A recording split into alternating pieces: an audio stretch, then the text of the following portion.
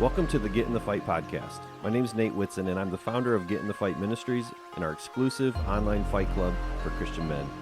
Everything we do here is dedicated to helping Christian men become the men that God meant for them to be. So if you're looking for helpful content and conversations that can help you to grow and become the man that God made you to be, then you're in the right place. But before we get started, please do me a huge favor and be sure to subscribe, click the like button, and then leave us a 5-star review. Doing that helps us to reach more men who are looking for content just like this. Also, if you'd like to learn more about our mission and how to get involved or how to join the Fight Club, then head on over to getinthefight.club. That's getinthefight.club and learn more today. But without further ado, it's time to get in the fight. So let's go.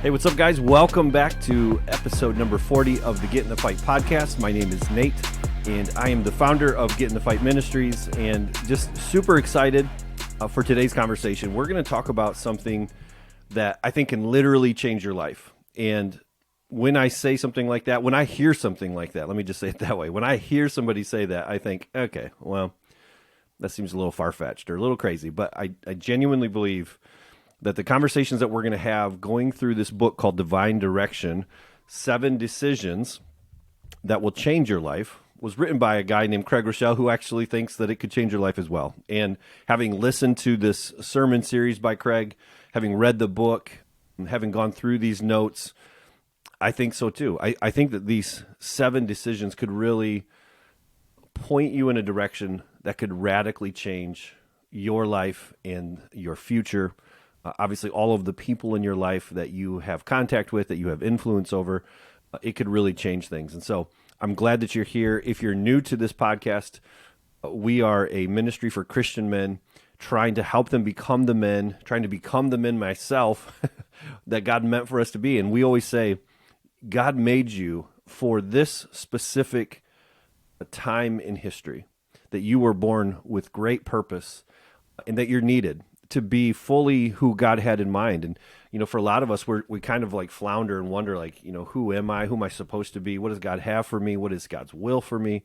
Well, we pursue those conversations and we talk about all kinds of things that can hopefully point us in the direction of becoming more of that kind of man, more of the man like Jesus. And so today's conversation, again, is going to help you talk about decision making. And so I hope that this first session of this will kick this off and really just encourage you to want to listen to the second part and the third or however many there are. As you go through this, if you find yourself thinking, man, this is great, would you do me a favor?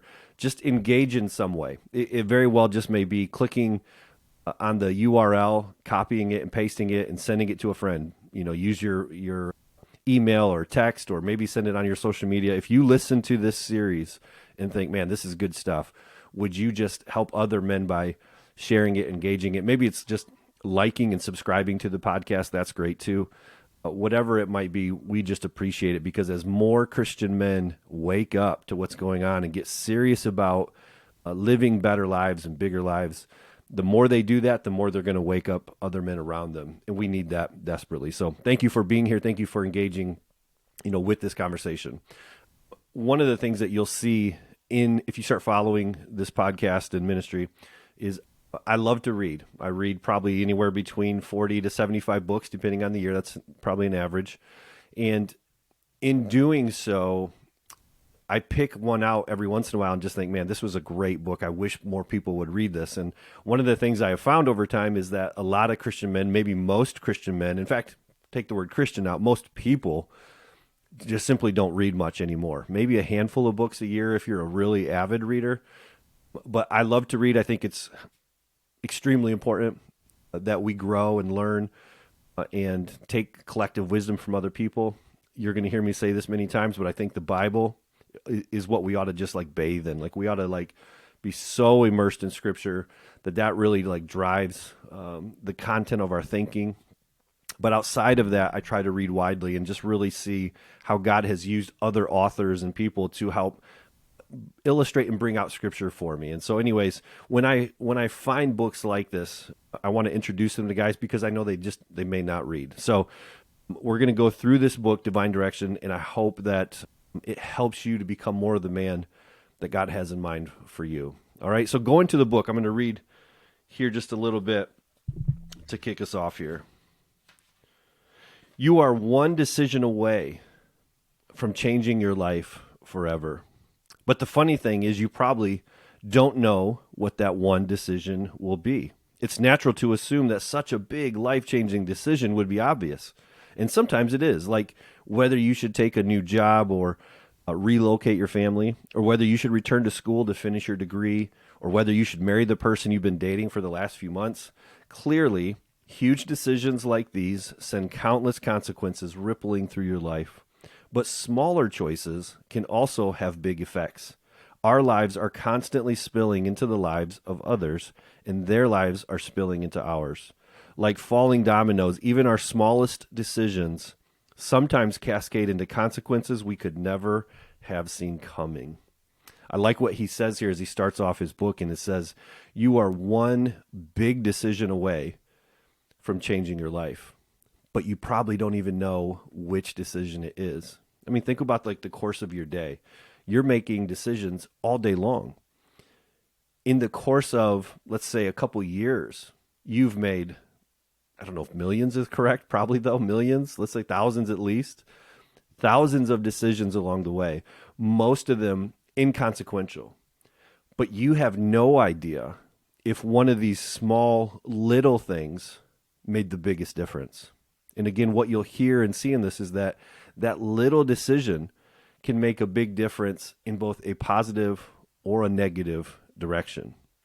And here's where we're going with this conversation. Where you are now and where you are going is determined by your daily actions. Not your daily hopes, not your daily wishes, but at the end of your life, and all along the way even, your choices equal your stories. I'll say that again. Your choices, your daily small decisions lead the way to you describing and telling the stories of your life. It's pretty amazing to think that the stories you tell are all an accumulation of these little tiny decisions along the way. Yeah, there are big ones here and there. Should I move? Should I marry? Should I take this job? Whatever, right? Those are some big ones. But most of the time it's these smaller, littler ones. Going back to the book, Craig says this.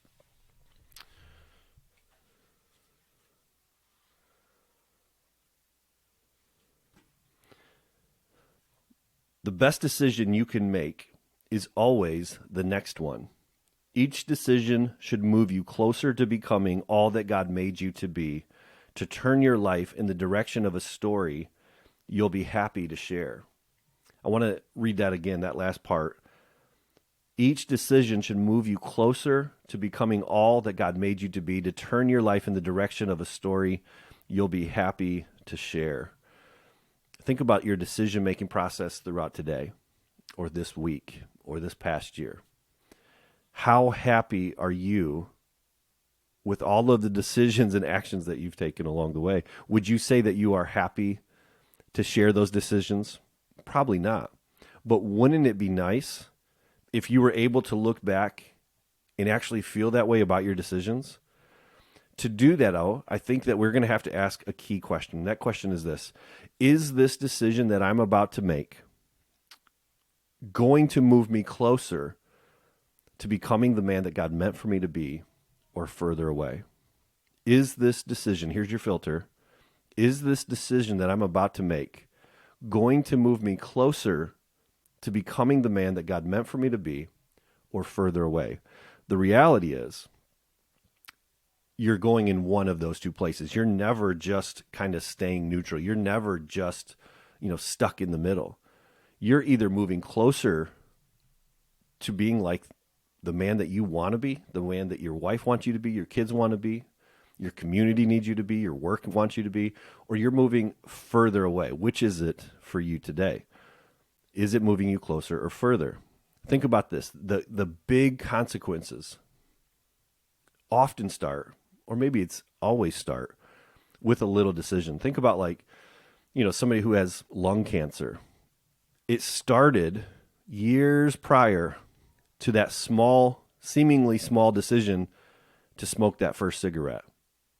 The person who's 50 pounds overweight started with a decision years before to not worry about what they ate or drank or if they exercised. That decision to not do something positive, to not pay attention, led to a story now later that you tell of being overweight, being physically exhausted and tired, and your back hurts, your knee hurts. You can't climb the flight of stairs. You can't play with your kids or your grandkids, right? Stories that you're telling because of a small decision back here. Having an affair, somebody who has an affair with somebody because they're chasing the hottie at work. What was the small, quote unquote, small decision in the beginning that led to the story of infidelity and betrayal and disaster? Sometimes it was, I'm just going to go have a innocent conversation, right? But you knew it wasn't innocent. It's, I know I should create some boundaries here at work, but I chose not to. And now the story I tell is disastrous, painful, not just for you, but for everybody, right? This seemingly small thing here led to this big consequence there. How many of you are struggling with secret sins in your life, things that you just hope never get exposed? Because, man, if somebody knew how often and how much I look at pornography and I can't stop it, and I can't shake this thing. It's like it's this thing that just hounds me forever. If that's your story, how did that start? Well, there was probably a small, quote unquote, decision to look and to cheat with your eyes, and then you got away with it. And so you thought, you know what, I could probably do this again. And so this story over here of I've got an addiction to pornography started as this small decision over here, and it led to this story here of just pain and frustration and regret, shame, all those things, right? How about the person who's going through bankruptcy? How does that story start? Well, a lot of times it starts with just not having spending under control, not having the ability to say no to things that you can't afford to pay for in cash, right? And so all along the way, you've made small decisions with your money that have led to this story of just major consequence. So you can kind of see here, right, where we're going. This small, seemingly small decision here leads to stories here. Small sometimes leads to humongous, huge consequences, to lead to sad stories that you're not happy to share. Remember that quote that we just read there. Craig's like, these big decisions, the next big one is whatever's next in line for you, because every decision leads you to some kind of story. And wouldn't it be nice if the decisions that we made along the way in the everyday life, wouldn't it be nice if you could feel good about those, right? Here's why this matters. We often think, I believe, as Christians, incorrectly about making a decision to follow Jesus. And here's what I mean by that. I think that often we kind of think is coming to Jesus is that moment where the pastor says, bow your heads, close your eyes, and if you want to, say this prayer with me. And we think, okay, I made a decision to follow Jesus, right? Maybe your church does that, something like that too. Here's what we ought to tell people. Every single day, you have to decide to follow Jesus. Do you understand like the difference between these two? There is a starting decision, of course, where you first bow your heart to Christ and you put your knee on the ground and you say, I submit to you. You are Lord of my life. You are completely in charge. I follow you till death. I'm going to follow you into life. All of that, right? There's that first piece of that for sure. But you know what you have to do the next day after that first decision is decide again. And then you decide again, and then you decide again, and then you decide again. And every day you have to wake up and say, I will follow you and trust you completely. Wouldn't your life be different? Honestly, just pause here. Do you remember what I told you in the beginning? This conversation could literally change your life. The thing that could literally change your life is if you woke up every day and said, I'm going to make a decision to follow you today. Every day we have to do that.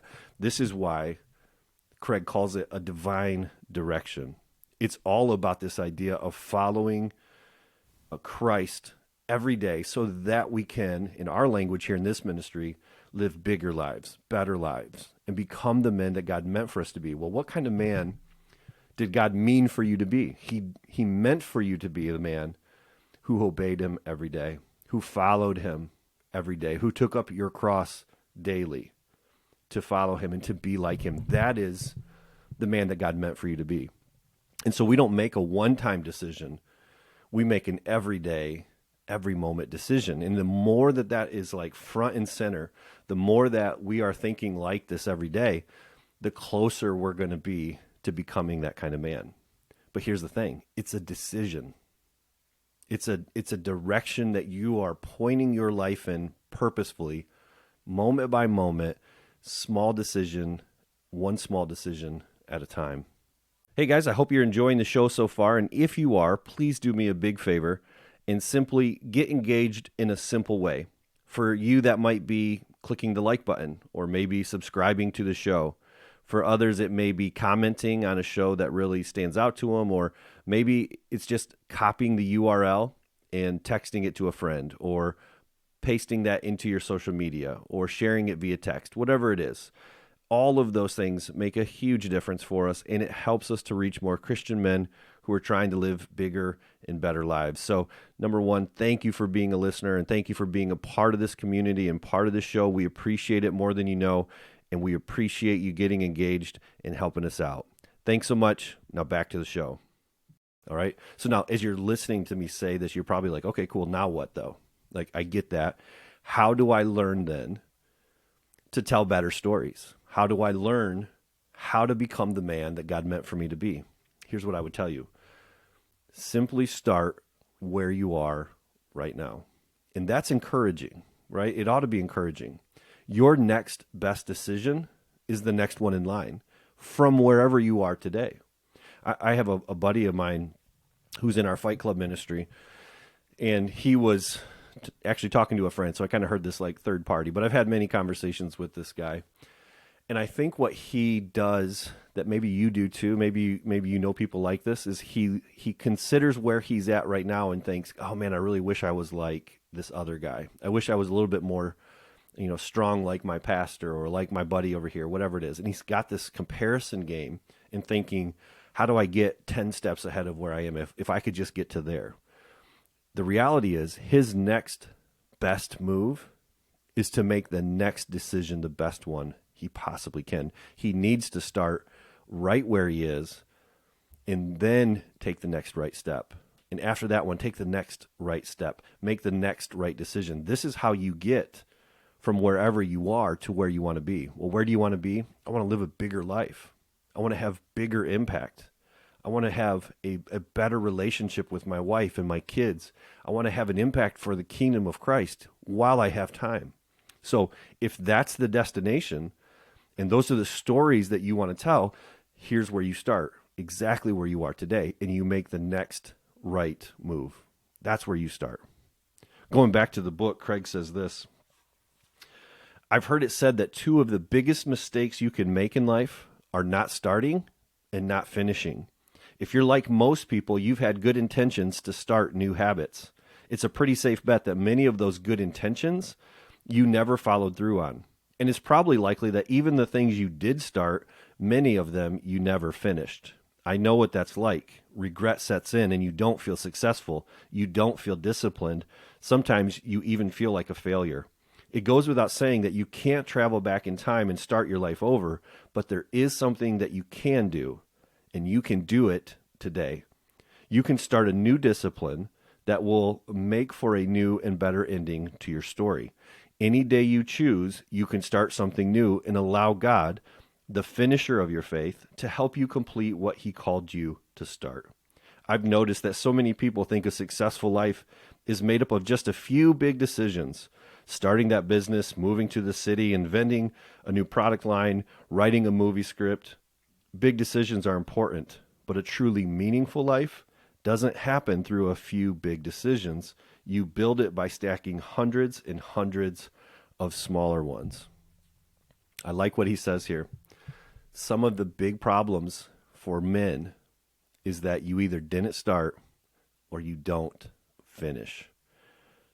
If you want to change your life in radical ways, as you listen to this, it's about making a decision to follow Jesus every day, not just once. I hope you've already done that. And if you haven't, you need to make a decision to follow him. Today's the day. Don't tarry. Don't wait. right? Make him number one. Make him the priority. In fact, if you've already made a decision, but you realize that you haven't made him number one, that you're really still number one in your life. It's you're deciding. And then when things fall apart, you kind of decide, you know what, I should bring God into this. If you want to flip the script and you want to change, if you want to be radically different and tell bigger and better stories, then you need to make a commitment to truly follow Jesus. Then you just need to go, okay, what have I started and what do I need to finish? Well, could be all kinds of things, but where do you start? Start small. In fact, there's a verse here in Zechariah 4:10. Here's what it says: "Do not despise these small beginnings, for the Lord rejoices to see the work begin." That's such a cool verse. Don't despise the small beginnings.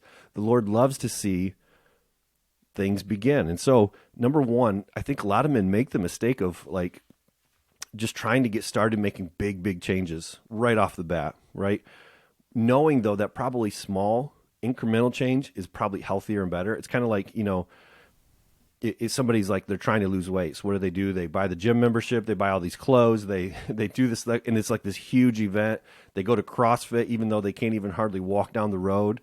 They're going to like, if I'm going to go big, I'm going to go big. Well, it usually works for a few days, maybe a couple weeks, but going big doesn't typically win for most guys. So what I think you should do is start small and stack habits, right? Start building small momentum that you can kind of stack on one thing after another.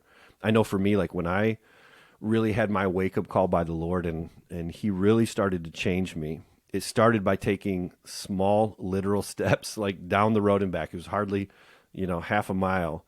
But I was so far removed from physical exercise or paying attention to what I ate or drank that I'm like, I'm going to just do like 10 sit-ups, 10 push-ups, and walk down the road and back. It was something simple like that. And I'm telling you, that changed everything. Like when you get to a spot where you know that you can make a small step like that, all of a sudden you're like, okay, that felt pretty good. Now I'm going to stack on top of that like prayer. So the way that I stack wins and build momentum is I start walking and eating right. I take, 5 minutes of my day to walk and do 5, 10 sit-ups, push-ups, something that you'd be like, well, that's not going to change your life. No, but the habit of starting it will. And so what's happened is I started there and I started walking down the road. Then I stacked on prayer and I said, like, Lord, I've got 5 minutes here and I know I need to change. And so now I've added prayer to physical exercise. And then I started to really get serious about what I ate. And so I stacked those things, right? Eating, exercise, prayer. All of these things did something important. They built momentum. They started to help me to feel more like the man that I wanted to be. I started to be able to tell a story that I wanted to tell. I was happy with those decisions. What I wasn't happy with was eating everything I wanted and telling the story of how sick I felt, how much heartburn I had, how terrible I was sleeping, the brain fog, right? Not fitting into pants, buying the biggest pair of pants I'd ever bought in my life because I'd let everything go. I wasn't happy with those decisions that led to those stories. But as I started to change, I took one small habit and it built another habit on top and another habit on top. And slowly but surely, you find yourself becoming something brand new. This is the pathway. If you are in a place where you're like, man, this message is like for me. If God is like really grabbing your attention, it's like, I need a new direction, but I don't know where to start. Start right where you're at. Make a decision to follow Jesus today and say, Lord, what do you want me to do? And then do that thing, that small thing, that exercise, that prayer, that waking up a few minutes early, whatever that is. Because what will happen is you're going to start to tell these but now stories. The but now stories are the best.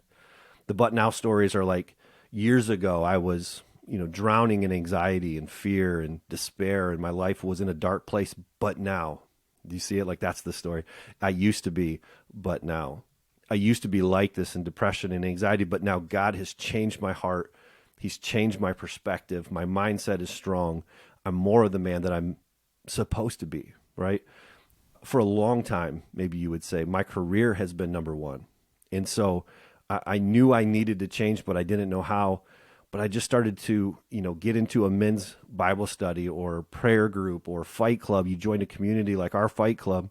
And now I get home by 5:30. I don't keep working all this overtime to just try to like kill myself. My priority used to be this, but now it's about my family, and I don't want to pursue anything that's ahead of that. But now it's different. You might say that I used to eat and drink anything I wanted to. I was kind of telling you some of my own story with that, and I felt horrible about it. And so I started to just like realize I'm like this because of me. These are my decisions, and I'm tired of being exhausted. And so now God has now woke me up, and he's helped me to get in better shape, to get to bed early, to wake up before my family, to do my devotions, and my whole life has changed. Maybe that is your but now story. I used to be, but now God has done this. You might say that I've heard a lot of guys say a story like this, like several years ago, I was the guy that was gone from church my whole life. Like I just didn't want to be there. I didn't make the effort. I would come, go, but I was super inconsistent. I didn't really know God well. I didn't really walk closely with him. But now I've made church a priority. But now I've made being a part of this men's group a priority, and now everything has changed because now God has woke me up. I used to be like this, but now God has done this. This is what happens. These are the ways that small changes, small decisions lead to big stories, big outcomes. I used to be like this, but now God has brought me here to this. So here's what I would suggest that you do. If you're listening to this again and you're just like, yeah, I want to be able to tell a better story. I hope that's what you're feeling from this. My suggestion is that you pick one area, just one. Do not start with every area of your life, right? You can't fix your spiritual life, your physical health, your mental state. You can't fix all that stuff at once. So what I would say is pick one. In fact, pick the one that if you started there in that area, it has the chance to build momentum and help you to grow in all the other areas, right? Pick one thing. I told you my story, and I'm actually kind of a big believer in this, that when you start with physical health, there's something about being a man and feeling physically healthier and stronger that makes you want to be stronger in all the other things. So by literally just going like, man, I'm out of it. I didn't need to get saved. I was saved, but I was asleep. I was asleep at the wheel. And so for me, it was like physical change. I felt terrible. I looked terrible. I'm like, I want to get better here. And so I started there, not even really realizing how that one area would snowball into all the rest. When I started to feel better physically, I'm like, man, this walking's kind of nice. Maybe I'll get back to the gym. And I do that. I'm like, well, I really like how I'm feeling. And man, I'm starting to lose weight. I'm starting to feel better about myself. I want to be stronger in my spiritual life. And I started to wake up a little bit earlier, just 10 or 15 minutes earlier. It all just started snowballing. It was like physical health changed everything for me. Now, maybe you'll pick a different one. That's cool. Whatever God is telling you to do that next thing. Do it today, right? Decide to follow Jesus today in that one area. Be faithful. I'm just telling you, for me, that if you're not sure where to start and you are not physically active and moving, I'm telling you that decision will lead to a stronger spiritual life, mental life, sex life with your wife. Everything gets better if you start here. So that might be my suggestion to you. But now you've got to make a commitment to actually doing the thing, right? Commitment to it is like, this week, I'm going to do this. So in our community, our Fight Club community, we have an ongoing weekly commitment. And what we do is this. We say, okay, every week's a little different. So let's say you're traveling one week. Well, that week, your commitments might be different than just a normal work week. On a travel week, you might say, you know what, I'm going to go out with my family. I'm just going to enjoy things, but I'm going to get a walk-in 2 times on vacation. And I'm going to commit to doing that. And I'm going to wake up still early, even on vacation, and read my Bible.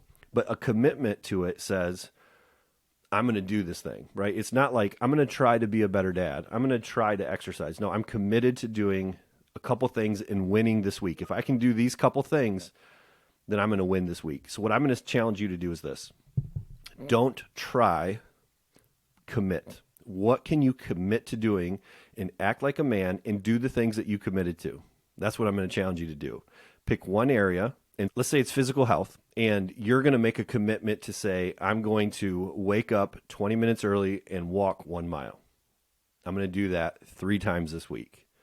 If you can make a commitment like that, I'm telling you, at the end of the week, when you keep your commitment for the week, you're going to go, that felt good. I feel like I'm winning again. You're going to build momentum. And again, next week, maybe you just keep the same commitment. But maybe along the way, you're like, you know what, I can do 2 miles. And so I'm going to commit this week to stretching it. You're going to see yourself go through this progression. And I'll go back to the beginning. This could literally change your life. No exaggeration.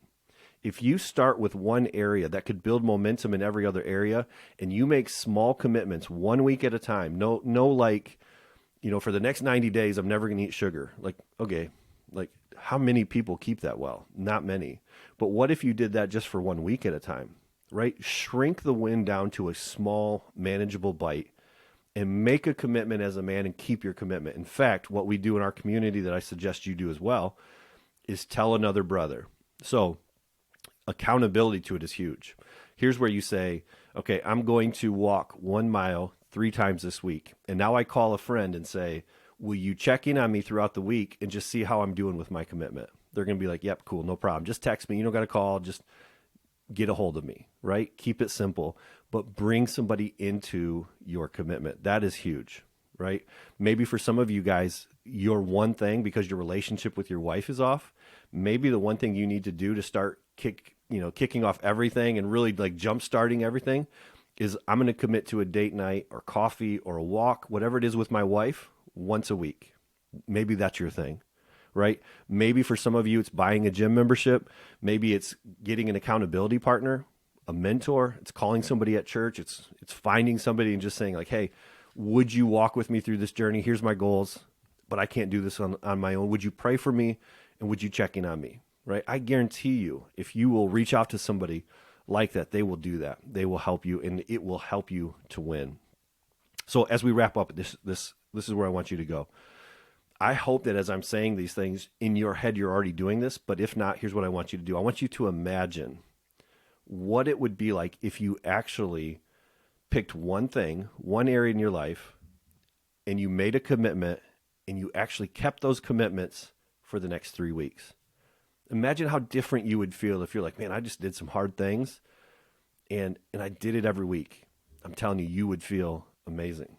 How much different, how much better would your life be if 3 months from now you kept making these micro, small commitments along the way and you kept them faithfully? You will be changed. Your mindset is going to be different. Your perspective is different. You're going to be, I used to be this guy, and now, but God has done this. You're going to be telling the but God stories. I used to do this. I used to feel this way. I used to be this guy. Our marriage used to be this way. Our finances used to be this way, but I decided I'm going to make some changes and start to budget. And now everything is different. This idea of this divine direction of saying, look, these small decisions to follow Jesus in your everyday life, every day of your life, can change everything. And that's why it's no exaggeration to say that this could change everything for you. Here's what you need to do. Start small, get started, and make it the best year of your life, right? Finish the things that you start, though.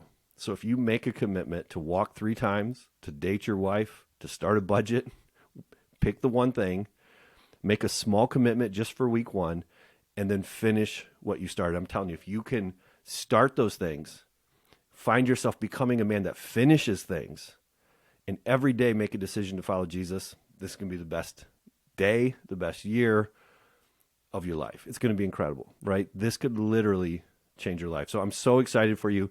If you will embrace this, if you will get in the fight, and this, what this ministry is called, this, get in the fight for this reason. This is what it looks like for a man to fight. He wakes up, follows Jesus, makes commitments, gets accountability, and finishes what he starts. If you do that, look out. It's going to be amazing. I hope that you will. Hey guys, thanks so much for being here today and listening to the show. Please be sure to head over to the website at getinthefight.club. And before you go, if you haven't already, please subscribe, click the like button, and leave us a positive 5-star review. It makes a huge difference whenever you do. Have a great day. Go get in the fight.